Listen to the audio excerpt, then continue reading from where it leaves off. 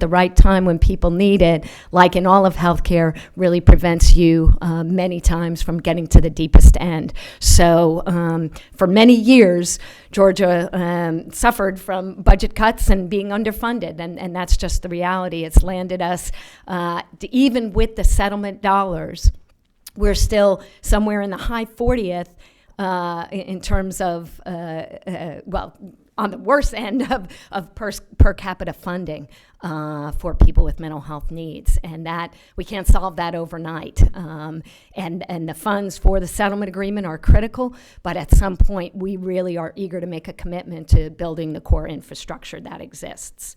And so you see note of that there. I do want to say another word about the behavioral health crisis centers and our crisis stabilization units. These are critical. Where these are in the community, and a crisis stabilization unit is really a fundamental core of where people go when they're in psychiatric distress. I think y'all know the settlement agreement allowed us to take that crisis stabilization unit and really build a bigger array of services around it that allows, so you have this crisis unit where usually maybe 16 people could have treatment over 3 to 5 days, but what the behavioral health crisis centers allow sheriffs and others to bring folks there. Sometimes folks don't need a 5-day stay in a crisis unit. They need a place where they can be observed and have 24 hours, a bed where they can be observed, and then they can be linked with community treatment. This is the advancement, right? That it's not just about zooming to the highest level of care, it's having an opportunity to really assess people and get them to that right level of care. That's what those BHCCs, the Behavioral Health Crisis Centers, allow us to do. So everywhere they are, it's made a dramatic impact on the community. We've made a commitment. We'll keep asking you for more of those anywhere they are. And sheriffs, judges, and others hear about one in another community. Folks are saying we need one of those as well, and we agree. We'd like to keep. We're assessing that model. We're looking at it. We built it, and now we're really trying to partner with communities to say, is this the model that works? We will keep looking at that, but know that that need will exist ongoing.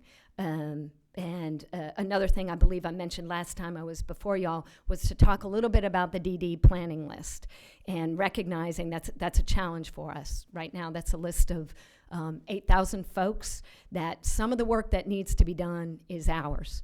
We need to prioritize individuals on that list.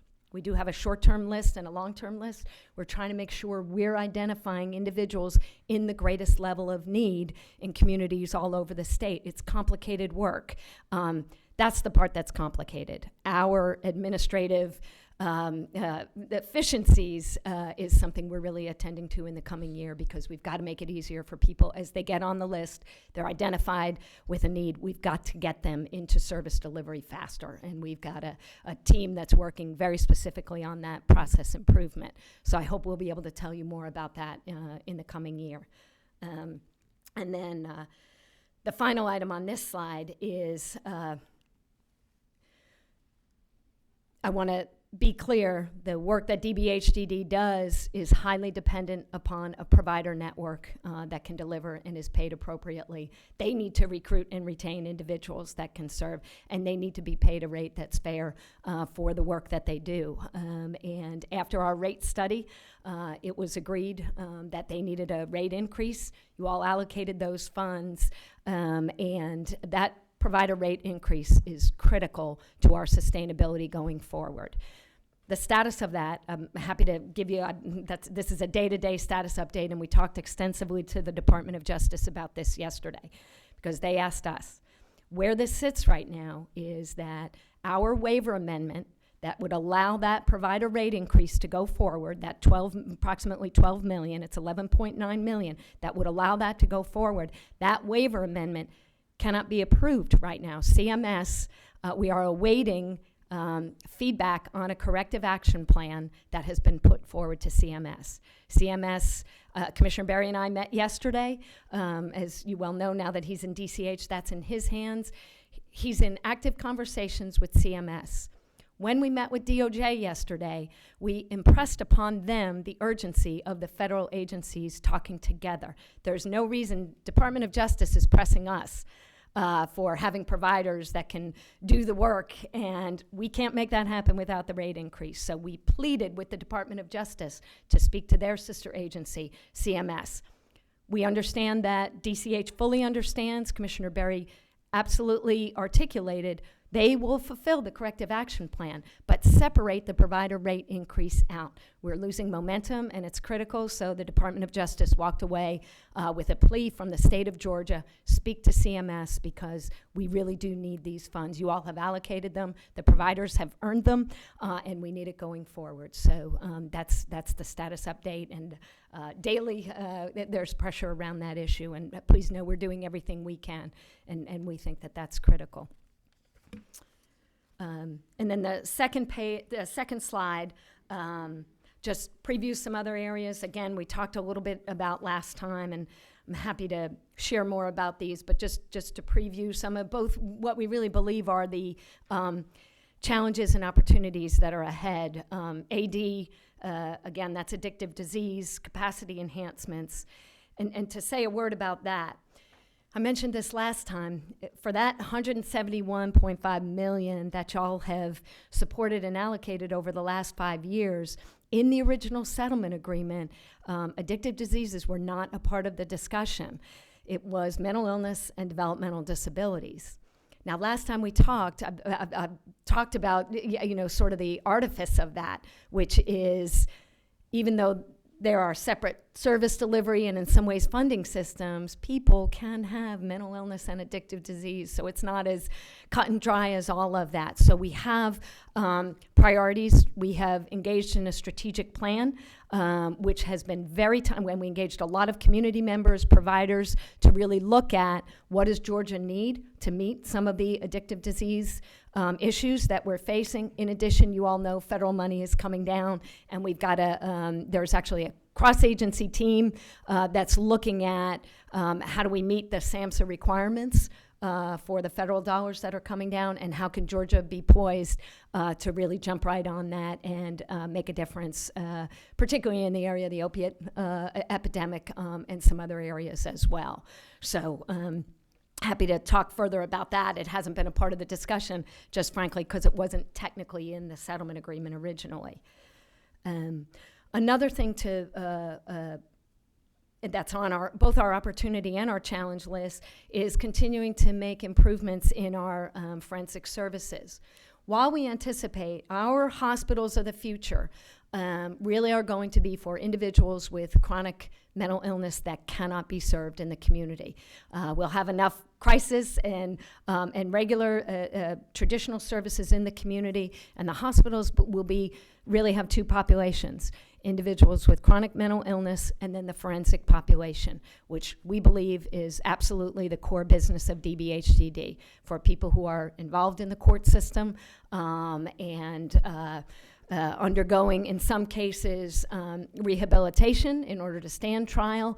This is the work that we do. We anticipate that population will increase over the course of time. So it's critical. While we showed you a slide last time of our community investments going up, the hospital does not go down at a commensurate level, because we anticipate we still need to provide quality services in the hospital. And that forensic population, again, we anticipate that will continue to grow slowly over the course of time, and having the services and supports for that population is really critical in Georgia. And again, you already know we'll keep asking to increase capacity for mental health supported housing. And then finally, Commissioner Berry and I were really pleased to have the opportunity to demonstrate to the Department of Justice yesterday that the agencies will be working together.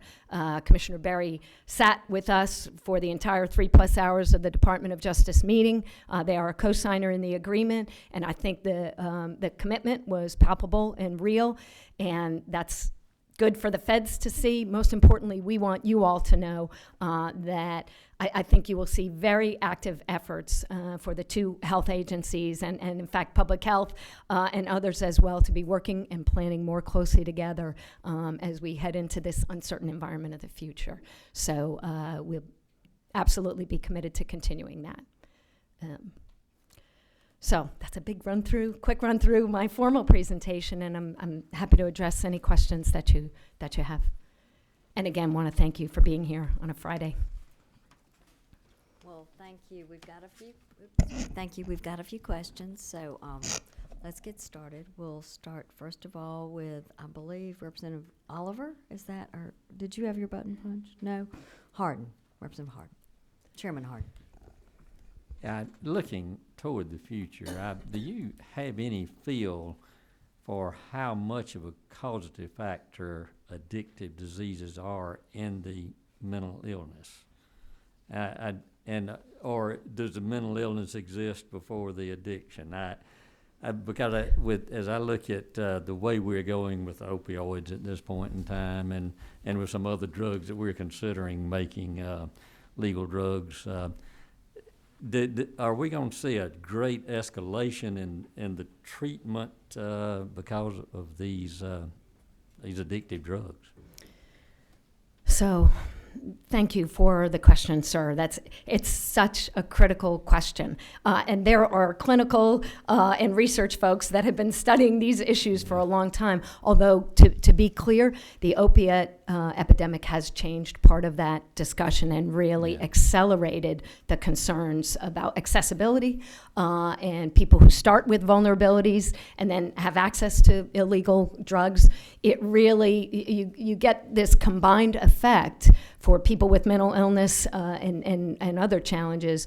Along with the addictive disease, it's a multiplier and a big challenge. So the more we can do on the prevention end and really get at that as early as possible, then the more successful. An individual who has schizophrenia, you probably will not treat that successfully if the person is masking that illness with drug and alcohol use. So you've got to be able to address that successfully first, even before you can move to a real clinical addressing of that problem. So these are inextricably intertwined, and it's a challenge. Is that it? Okay, thank you. And then next, Representative Broderick. Sir. Thank you, Commissioner. As far as mental health supported housing, of course, the ideal situation would be completely independent mental health housing. And some of the other models might be group home settings or supervised multi-unit housing. Yes. So, we have a full array of all of those, but you are exactly right. And one of the things that the settlement agreement has pushed us on is to help provide people supports to get to the most independent level of care that they have. Sometimes folks need a pathway to get there. But yeah, we want to have the full array available, but whenever possible, supporting an individual to live on their own in the community is the ideal. Okay, and another question here from Chairman Benton. Thank you, Madam Chair. I have a couple of questions. Appreciate the presentation today. On your slide for state fund changes for 2017, you're asking for 250 new waivers. How many does that leave on the list now? So I'm going to two lists maybe. So, and let me make sure I'm being clear, because the way we talk about it, the number of individuals remaining in the hospital is about 234 individuals today. Okay. On the planning list, and so those are folks in the hospital. Separate from that, there are a little over 8,000 on the planning list. So we're not going to ever get to the end of the list. I think it's a challenge every state is facing to keep up with the need. Yeah. On your adult supported housing, the 6,133,000, how many people is that affecting roughly? Do you mean how many will that support? Mm-hmm. Yes. I think our hope is 500, a little, almost 600 folks for that amount that you see there. Correct? Okay. Can I continue on, Madam Chair? Absolutely. In your slide on looking ahead and and the clinical workforce recruitment and retention, Mm-hmm. where you have to have these trained folks to come in and work with individuals. Have y'all looked at, in your recruitment, offering any type of scholarships for folks that will come and work for y'all for 4 years, 5 years, and maybe try to get them into the system where instead of trying to recruit them after they're already out of school? Yes, so we do have some investigation and exploration of that underway. I'm looking, Jeff Miner, our COO, who works closely with our HR department, that has been one. There are a couple of areas of exploration that I want to tell you about that. So that's one. A second one is we're actually in discussion right now for a psychiatric residency, another one in the state of Georgia that partners with our hospital system. So we're in the planning stages of that. We're also in the planning stages of a nursing partnership with Emory. So and this would be nurses who specifically are trained to work with the DD population. Our chief nurse within our department, who's very experienced and worked in our hospital, had a nursing symposium and asked an entire audience of nurses, how many of you have been trained to work with this population? And really none of them have. So we've got a few of these efforts that are long-term efforts to really build some of that within the state of Georgia, but some of those are longer-term solutions. Yeah, y'all have the same problem as the dementia folks do. Yes. One other question on, do you, and I guess it's in some of your presentation, and maybe I'm not seeing it, do you partner with private organizations as far as, I guess you could say clinical or housing or any of these other things? Yeah, absolutely. So we have a network of providers in mental health and in DD, and some providers do both. That's a combination of public and private providers. All right, thank you. Thank you for the questions. Thank you. And Representative Oliver. All of your requests for 17 relate to a modification of the settlement agreement. Am I hearing that correctly? That's accurate, yes. And you are able, I'm just curious about spending $12 million in 4 months.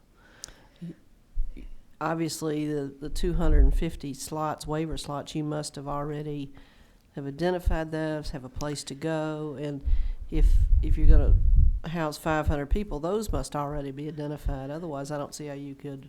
Yeah, so the work is absolutely underway. And I don't want to get overly technical, but when we knew that we had to do, in order to, people get reassessed every year on their birthday. And so we began that work of We're that. only talking about the settlement population, though. Am I correct for this $12 million? It's the waiver population, so that's beyond So it's what we not- technically consider the settlement population. The rate increase is for the provider, for The resident. documents, though, talk about the settlement only. I must be reading this wrong. So, Come on up, Jeff. I want to think make sure we answer you yeah, right. I'm gonna make sure so the budget request is around the waiver slots themselves, In relation to the settlement in relation only? to the settlement agreement Okay. only. Sorry, yeah. Okay, that's what I thought. Got it. Which is a discrete population of people in the hospital. And in the community in some cases, if they're, target population, so if they're multiple hospitalizations, homeless, some things like that also qualify. So there are 234 in the hospital. In the other population, where is that? I mean, how many are those? It's estimated, I think we try to stay away from the number, it's the 9,000. So it's the rest of the population. It's the bigger, So there isn't higher need population. So many of those people are, so for DD, the individuals are in the hospital that need to be transitioned out. When they ask us to fund waivers, on top of the ones coming out of the hospitals, they're talking about the very high-end people. As you know, if there are 8,000 people, the first 200 or so are really high need. So they've now included these waivers as part of the settlement population. So the waivers are really dedicated to the settlement population. Was that from the beginning of the settlement, that there were people outside the hospital who had always been part of the settlement list? Yeah, and they would actually put some money in as we went along with the waiver increases year after year. There would be some money in for that as well. So it was a combination of hospital and community from the very beginning. Well, one interpretation of that might be that we're only funding waivers for the targeted Justice Department settlement and nobody else. I think it's been a challenge in the conversations and frankly in the Department of Justice meetings over the course of time. The members of the amici who are present in the state of Georgia have at times had concerns because they felt we were only addressing the deepest end. The one benefit is that building the infrastructure to serve that deepest end really does strengthen our system. We have much more understanding, clinical oversight, and really capacity as a result of that. But it is what the settlement agreement called us to do. And in the settlement agreement limits your housing option to group settings of no more than 4 people. That's still true Yes. That's correct. For DD. For DD. for DD? Yeah. Final, Madam Chair, you mentioned psychiatric resident and nursing program. Is the psychiatric resident program one of the requests that had been made that was not funded in relation to community psychiatric residencies that came out of the Emory proposals? No. That's different. Sorry. Yes, that was not part of our request. I apologize. Okay.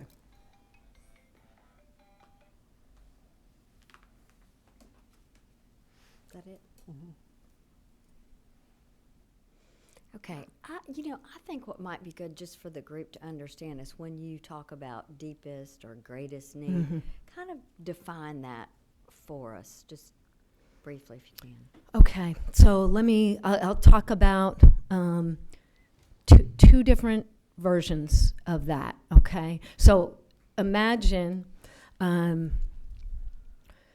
people with psychiatric disabilities. So I'll say a few things, and I'll try and do it in the simplest way that I can. I think we probably might all know some individuals that have depression, anxiety, and schizophrenia. Depression and anxiety are mood disorders, right? But to the degree that those illnesses begin to impact your daily functioning, you might be able to go into a clinic and see an outpatient clinic and see a therapist and have access to some medication.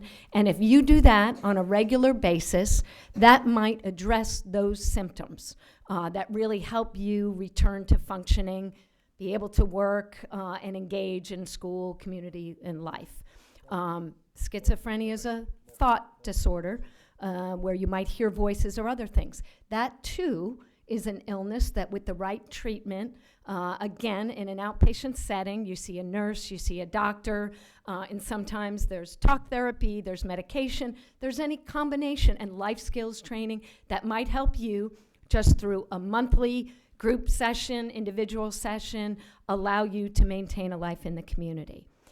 When those issues are untreated, just like physical health issues, they intensify. And the frequency and intensity of those symptoms might really ramp up to a degree that you cannot wait for your appointment that's 2 weeks away. you feel in such dire need that a crisis service, and you might make a crisis call, or you might act out in a way that makes other people think crisis services are needed, and you call our hotline. It's sort of the intensity, the frequency, and the types of behaviors that might occur if you don't have access to regular ongoing treatment. And then those crisis services, they should be available, right? So that then over a protracted period of days, it's like any illness. If it gets bad, just like you've got to be in a hospital for a physical illness and have 24/7 monitoring an array of things, the same is true for psychiatric and behavioral challenges. You might then need to come into an inpatient setting or have advanced oversight and monitoring so that over the course of a couple of days, your symptoms can be reduced and you can return to functioning. Does that language make sense? It does. So when I believe, and what I was talking about was also in that 8,000, almost 9,000 that are On the planning being list? moved. So what qualifies you for the deepest end of that? What you just said too. Okay, so maybe most physical added in there too, some other. Yeah, so what I just described really, and I'm sorry, our system is a little bit complicated. Most of what I just described is in behavioral health, okay? Separate from that, in intellectual and developmental disabilities, that's where the planning list exists. Mm-hmm. That's the 8,000. And as mentioned here, there's a short-term and a long-term. Some people are on that list even though they have no needs right now, but they anticipate that they're going to have needs in the future. And so someone says, go ahead and get on that list. It's really long. You better get on that list, even though their needs might not be immediate. It might be someone who's young enough, their family can care for them. When you might zoom up, the criteria really are targeted to the immediacy and the scope of the need that you have. If you cannot be cared for in the home, there could be an individual with an intellectual or developmental disability. So what used to be called mental retardation. This is someone whose intellectual functioning, their IQ is less than 70, and that's been proven, right? Or they have a developmental part of that. If you're living with your parents and they, through services and supports that are available, can meet your needs, even though your needs might be intense, if they can be met, you might not need to be on the short-term planning list. What has happened, and what you would hear situations about, are aging parents. One parent dies, another parent becomes ill, they've successfully cared for a loved one in their home. We'd love for that to continue, but if both parents become ill or incapacitated, this individual now needs to, our planning list should be such that that person zooms up the list. And these are really, if you read all of them, you would say we want to do something, but it's our responsibility to have criteria that allow the most urgent situations to zoom to the top of the list as quickly as we can, and then to have the administrative efficiency that gets folks into services. So that's what we're trying to do. Does that make sense? It does. And It you does. all Just are wanted helping give the funding to allow that to happen. So Just wanted to clarify it for the committee. thank you. in I'm particular. sorry. Yeah. Sure. Are there any other questions? Yeah, so thank you once again. Another good presentation. We appreciate the work that y'all are very much engaged in, and the good announcements that came this week from our governor as well. Thank you. Yeah, we're excited about the work ahead. Thank you again for your accommodation. Mm-hmm. Thank you. Well, is there anything else from the committee at this point? If not, remember, we'll begin promptly at, I believe I said 9:45 on Tuesday in the Appropriations room, 9:45. That's right, we'll have a welcome and begin with Governor Deal's remarks. So please try to be there and be in your seats. And I know there will be a lot of people there, so get there and get a good seat. Thank you so much, and thank you all for being here today as well. This concludes we will adjourn now.